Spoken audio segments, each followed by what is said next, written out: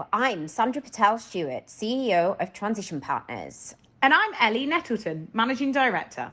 Welcome back to our Let's Talk Leadership podcast, The Culture Edit. This season, we're super excited. We're going to be focusing on how leaders embed a positive organisational culture.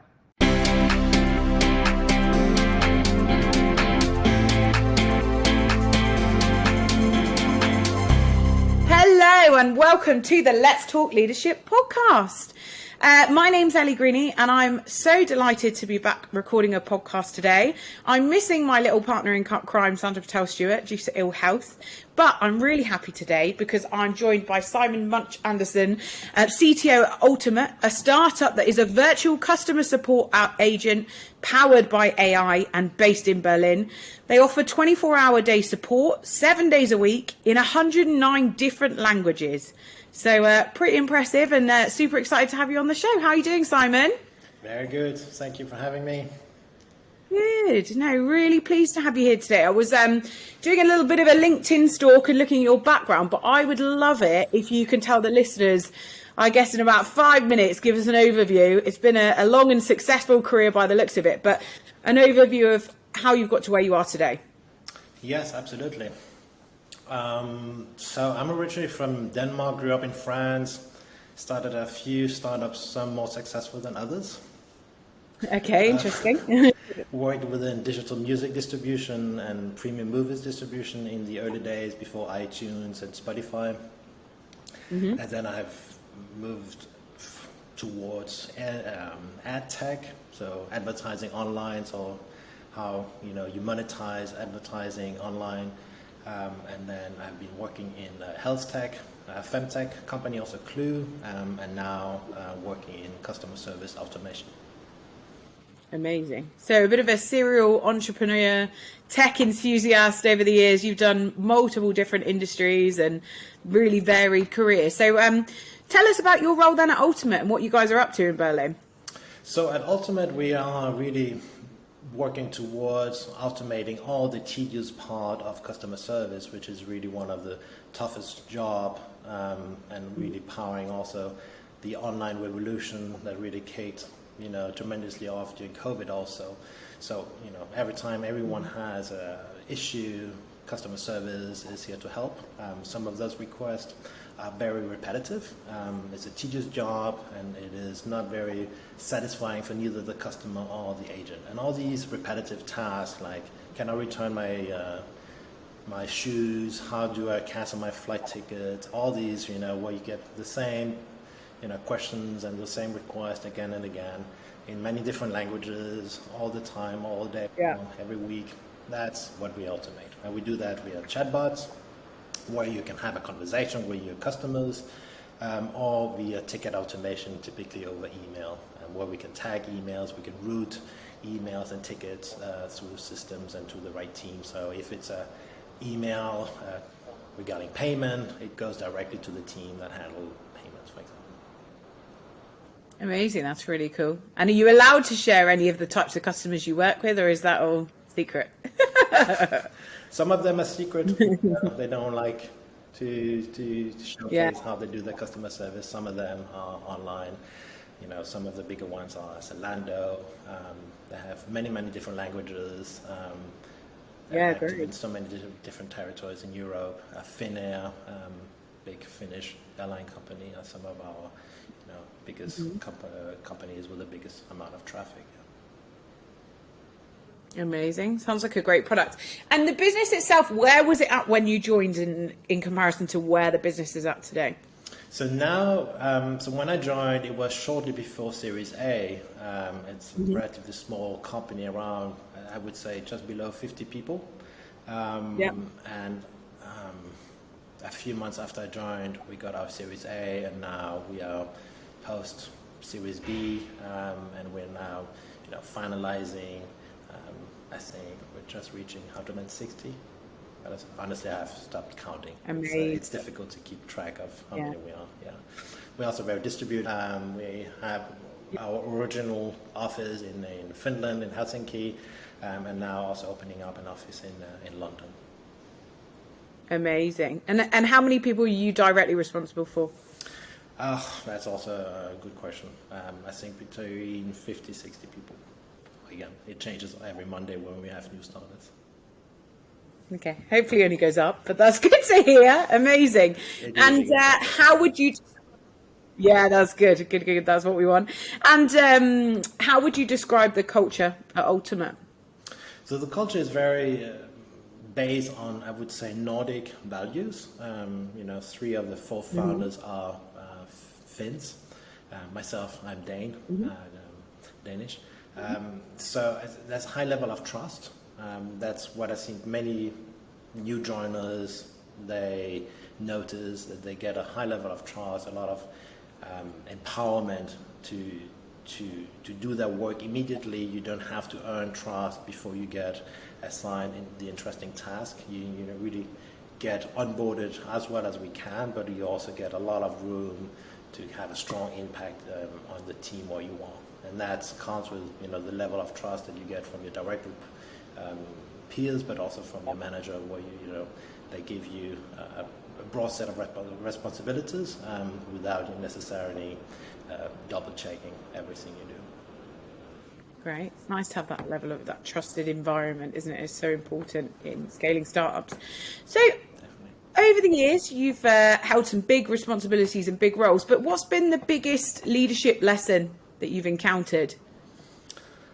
That's quite a few, but I would say investing in your people, but also especially knowing the individual person in your behind every team member, knowing what makes them come to work, what makes them do and go the extra mile, and not just seeing them as a raw in a line in Excel, as a resource, but really investing in that background and figure out what do they want to go, how can you do that together, and kind of consider that individual as part of a group. And I think that's really the most difficult part as a leader, is to consider all the individual needs, but then knowing that all these individuals, the collection of those individuals, need to come together as a team and figure out who would work great together and how can each one of them get what they need out of this together as a team. How do you do that then? Like you say, it's not easy, is it? Finding all those various aspects and digging deep to find out what each team member really wants and how to achieve that. But can you try and break that down? Yeah, I mean, that's definitely no kind of secret recipe or tools or SaaS service you can go to do so. But spending time with your team, getting to know them, and I think that really starts immediately from you start interviewing them, really genuinely trying to understand what their background is, where do they want to go, but just go below, the typical question of where do you see yourself in 5 years, but really understand what motivates them. And then you have to have a big puzzle inside your head with the rest of the team that they will be working with, and figure out how can this possibly become a team where they can go into one direction. And that leads me to the second step, is that you need really to communicate, not just only as a leader yourself, but also having everyone behind one of a few goals that everybody can rally behind, and then hopefully they can find a place to go and motivate themselves to join that mission. That's really great to hear. So what 3 characteristics do you believe every leader should possess? And did they come naturally to you and not, or what was the story behind each one? I don't think necessarily that they came naturally, but I think some of them became quite apparent when I saw what worked and what didn't work, and also reflecting over the leaders I have worked with. I think that being consistent and being predictable as a leader is really, really important. So regardless of the day, regardless of the months, regardless of the situation, you need to be able to count on your leader will be reacting predictably to certain problems. If you bring problems, challenges, or ask for an advice, you need to know that that person will react in a certain stable, predictable consistent manner. Love that. I think a lot of people have maybe not trust issues, but they have a little bit of anxiety bringing problems and challenges to their leaders and say, hey, this didn't work out, or I missed a milestone, I will be missing it, or we failed, we had an issue, an incident. And I think you're often confronted with problems as a leader, otherwise you wouldn't be needed. If things were just running fine without you, or the team were doing a great job, they wouldn't be needing you. So you are often in a situation where you need to deal with problems, and I think if you react a little bit randomly and erratically, people start losing trust in you because you probably become a bigger of a problem than just the problem itself, and not really helping solving the problem. So I think that's kind of my first kind of quality, that I try to be consistent and predictable. Even when I have bad days in my own private life, I kind of just try to ground myself and be the one kind of people can come and use as a soundboard, worst case. It's something so simple, isn't it? But for me, that's a really important value as well. And actually, interestingly, before I came on, I was doing one of my team's reviews, and it was their annual reviews. And one of the things that I thanked her for, this is a girl called Chloe who works for me, who's fantastic, was her consistency within the team. And it's just such a random thing to thank someone for, but for me, it's really important that she's consistently someone that I can rely on. She's consistently approaches each day really similarly, but it's one of those things that's such a small thing, but it makes such a big difference when you've worked with quite erratic people in the past. And I'm sure a lot of our listeners have as well. You really value that kind of consistent approach. And from a leadership perspective, that's it. Like you say, your team want to be able to come to you and know, actually, I know how Simon's going to react to this. They're not scared. They can be honest. They can be authentic. And that helps with the trust all round, doesn't it? That's a great one to start us with. What's your second? The other thing I think is maybe more obvious, but I think you need to be flexible. And it relates a little bit again to the fact that as a leader you often deals with problems and with situations that doesn't go necessarily as planned. If there were, you wouldn't be needed as a leader. So the fact that you need to be the one that can accept setbacks and that things aren't going as planned as the first one on the team, so you can kind of maybe reset the situation, and you can say it is what it is, let's try something else, and you can have this, you can function as a strong foundation that the world won't collapse. It is just a project that failed or something, a service that failed, but it's not the end of the world. And being flexible and accept that the obstacle is is part of the game, is on the way, that is it is expected to be on the way. Definitely. And is that something you've learned over time, a maturity? Because I don't know, whether that's something as a leader that you found, but if I think about my own personal journey in leadership, when you're young, you're a bit naive, aren't you? That everything should be perfect all the time, and there isn't room for error. And sometimes you put your job at the most important thing in the world, and things that just really aren't big. The reality of it. You manage to create so many plans and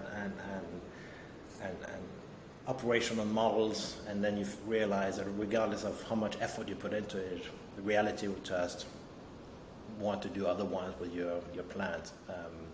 And then if that's part of the game, you also won't be surprised that every time that something doesn't go as planned. Sometimes they do, which is really nice. That often, especially the bigger ones, have a few different alternatives to what you expected. And then it won't surprise you. It doesn't mean that you won't reach your goal. It just means that you have a certain different way of reaching it, which is very expected, I think. Yeah, and that's experience, isn't it? Perfect. I think that's a really good one, that flexibility and acceptance. What about the third? The third one is maybe also tied to that, but is maybe to be responsible. In situations where things don't go as planned, where things really often go bad, it is important that someone takes full responsibility, that there's no need to place a blame, or that you need to find a fault in someone else on the team. You need, as a leader, to kind of stand behind the failure of certain things, and accept that, you were the one responsible to put the team together. You are ultimately responsible for the plan and the operational model that you decided to go for, and accepting that you own that ultimately is really, really important. If you only take the benefits of something that's well executed, you definitely are on the wrong path of leadership, I think. Mm-hmm. And I'm sure over the years you've probably read lots of books, had coaching and trained and developed your leadership skills, but what are the sort of like key principles in leadership that you live by as well? I think people that have been working with me for not very long, they know that I always think team first. I always consider the benefit, the team first, yes. So always the team's benefits. And I think if someone is not performing or is doing any harm on the team, but managers have issues letting that person go because they may be a great kind of developer or a great kind of contributor isolated from the team, I always think you need to think about the team first. That is what counts. Nothing can be done without a team, and that's a tough one on an AI-based product, right? Where your tech teams are, like you say, individual. Yeah, the complexity, I think, not only in AI but in many, many different domains and industries, is so high that nothing can be achieved as an individual, and it's only the sum of great individuals that come together, that work together as a team, that you can actually create something that is out of the extraordinary. Otherwise, you end up creating maybe something that's already out there, I believe. That's a good one. So team first. And the other one is kind of the other side of that is that you cannot do something alone, right? If you are assigned a task, that task can possibly not be so granular that you can achieve it alone. You must deal with a task that's big enough for you to kind of deal with it as a team, right? Otherwise, you will become such a micromanager, or you are being micromanaged. If you can say, oh, I just need to put paper in the printer, in my opinion, that's such a small task that is not even worth discussing. So I only deal with tasks and topics and projects that can only be achieved as a team. Individual tasks are really not that interesting. Mm-hmm. I'm interested then to find out about the culture that you've created at Ultimate. Like you said, it's like a Nordic approach to it, like super trusting. Can you expand on that and on the culture and how that's kind of like, particularly you're opening up an office, like you say, in London, how you're going to bring that to the UK and embed it? And is there any sort of like, initially when people join the team, how do they adapt to that environment? Have you had any lessons where it's been particularly challenging for someone to adapt from different cultures before? Can you expand a bit more on that? We have. So we do spend a lot of time during the recruitment process to explain our values, to explain how we work and what we expect of each individual, especially in R&D. That is such a team first setup. You spend time. You spend more time with people from other disciplines in engineering than with your own peers. So that's one thing. We definitely have people that have come from bigger corporates where they were assigned a very small portion of the value chain of the project and were not necessarily used to see the bigger picture. So they knew how to do their job really, really well, but they didn't see that job as a part of a bigger picture. Those people, they usually don't function really, really well in our setup, where we demand that people, or we expect that people can see the bigger picture, they can foresee what they contribute will in a bigger setting. So if you develop a piece of code or a piece of infrastructure, you need to know how that's going to be used by other people, by other engineers, and you need to really care about that piece works really great with someone else. Those other pieces. And is there any like unique ways or tips that you've got to share that vision? Because obviously that's a big part of it. Leadership is like storytelling, letting people know the value that they're playing in that bigger picture. But it's often it's a really simple thing that people struggle with, and like showcasing that, and I guess getting the message out to the teams, particularly when they're like co-located, can be challenging. So is there any ways that you've done that well in your current employer or prior businesses before that you can share? So what we spend a lot of time on is really to give teams a broader ownership, and explain that they actually own everything from the roadmap to the infrastructure to the execution of that roadmap, and they also need to operate it into production.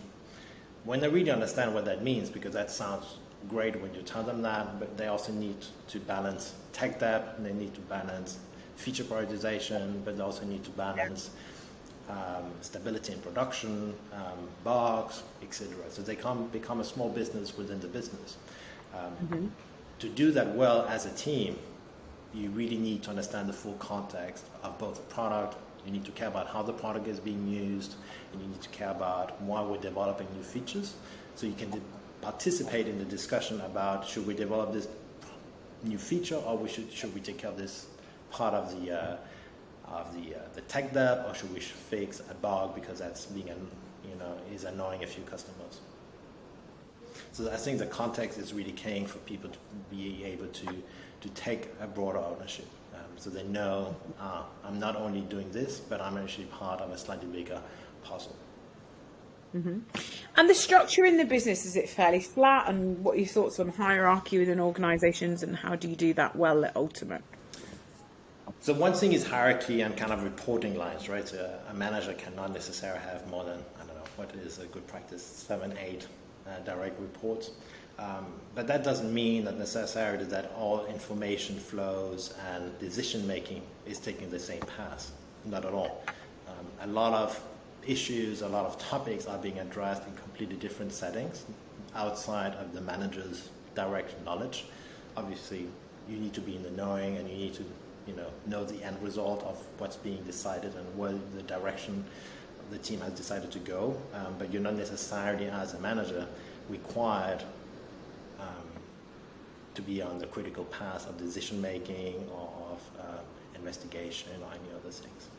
So that's many different groups. We want to work, especially in R&D, in very cross-functional teams, and people have no issues taking on momentarily leadership in certain areas, either for a broader technical topic, or they can go and figure out who are the stakeholders for this topic, and kind of own that until it's been executed well. Mm-hmm. What's the best bit of career advice that you could give our listeners, Simon? I believe that you don't need a lot of experience in your work life until you realize that certain things work better than others. But I often see that people have so much experience, but still they don't even follow their own kind of digested tips of work. So, really just follow your own tips first would be my advice.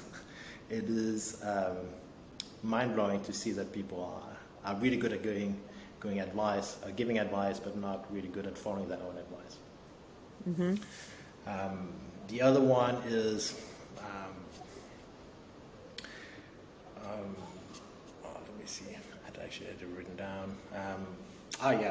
The other thing is really to work well, especially in a remote setup, is to verbalize your assignment back to whoever gives you a task, either your colleague, so saying, hey, so this is what we agreed on, this is what we want to do.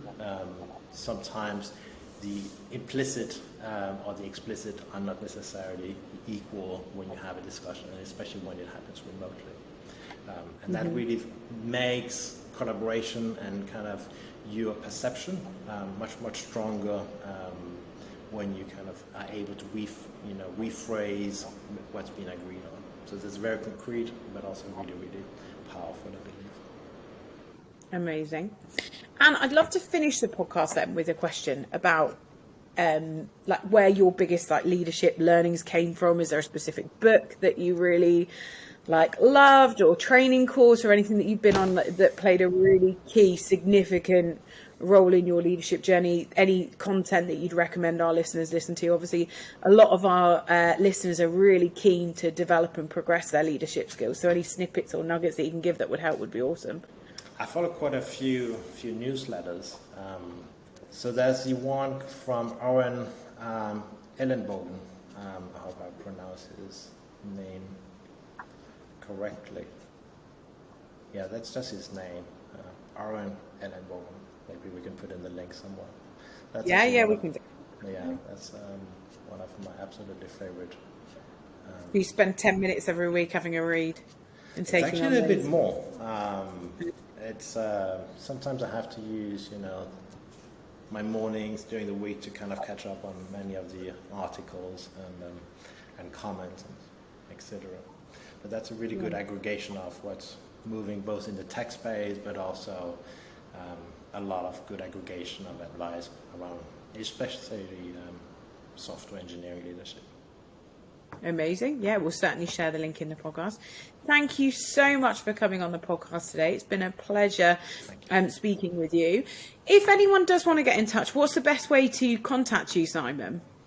LinkedIn. I'm very active there, so I'm always reading my messages and responding when I can. So that's perfect. Really, amazing. So if anyone wants to connect, we'll put your details as well in the link below. But amazing. Thank you so much for coming on the podcast today, Simon. It was a pleasure speaking with you. Thank you very much for having me. It's been a pleasure.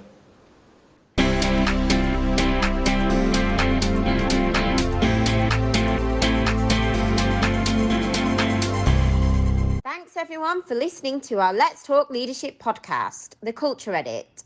If you would like to talk all things thought leadership and how you've embedded a positive organisational culture, get in touch.